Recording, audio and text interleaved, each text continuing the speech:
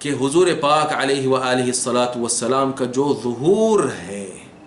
یہ سب سے بڑا اللہ رب العزت کا نور اور سب سے بڑا اللہ رب العزت کا فضل اور سب سے بڑا جو اللہ رب العزت کا کرم ہے اور سب سے بڑی جو اللہ رب العزت کی رحمت ہے جو اور اللہ رب العزت کا سب سے بڑا جو جمال ہے وہ اللہ رب العزت نے اس کون میں، اس کائنات میں، اس عالم میں اگر ظاہر کیا ہے تو وہ ماہ ربیع الاول کی تاریخ ہے،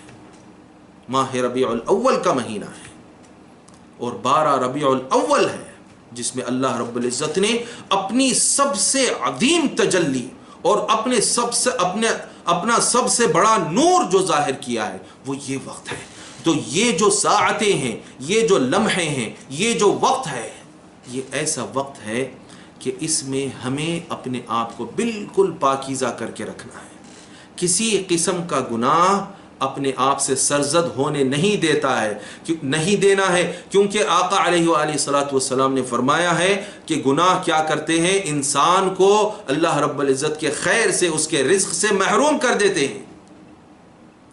تو کہیں ایسا نہ ہو کہ اللہ رب العزت یہ ظہور و نور کا جو وقت ہے، ایسے وقت میں جو اللہ رب العزت کی طرف سے عظیم رحمتیں اور برکتیں اور ہدایتیں اور نعمتیں ملتی ہیں، اپنی گناہ کی وجہ سے کہیں ہم محروم نہ ہو جائے۔ اور آقا علیہ وآلہ الصلاۃ والسلام کی محبتیں جو ان ساعتوں میں اور ان دنوں میں مسلمانوں کے دلوں میں ڈالی جاتی ہے، کہیں ایسا نہ ہو کہ اس کے اندر اپنی ناجائز شہوتوں اور اپنی لالچوں اور دنیا کی طرف دل کے مائل ہونے کی وجہ سے یہ گندگیاں اور خرابیاں اپنے دل میں رہنے کی وجہ سے کہیں آپ اس نور محبت مصطفیٰ سے محروم نہ کر دیے جائیں، اور کہیں وہ محبت مصطفیٰ کی آپ کے دل میں اترتے اترتے آپ سے بازو نہ ہو جائے اور آپ محروم رہ جائیں۔ تو اس خیر کو اگر پانا ہے تو اپنے آپ کو ان دنوں میں بالکل نورانی اور پاکیزہ بنا کے رکھیں، اپنے دل کو بالکل صاف ستھرا کر کے رکھیں، اور اس میں مزید نور بڑھانے کے لیے کثرت سے درود شریف پڑھتے چلے جائیں۔ 1000 درود شریف سے تو کم ہونا ہی نہیں چاہیے۔ اور کوئی اگر دلائل الخیرات کو جانتا ہے، پہچانتا ہے اس کتاب کو، تو اس کتاب کو جو ہے اپنے لیے ان دنوں میں لازم کر لے۔ کم از کم پہلا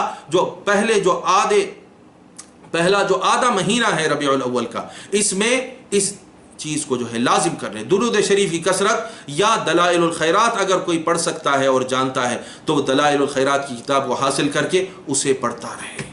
خیر کثیر انشاءاللہ تعالی آپ کو ملے گا، آپ کا دل اس لائق بن جائے گا کہ جو نعمتیں اس میں اللہ رب العزت اپنے بندوں پر نازل فرماتا ہے، اس نعمت کا، اس رحمت کا آپ جو، اس نعمت کے آپ بھی جو ہے حقدار ثابت ہو۔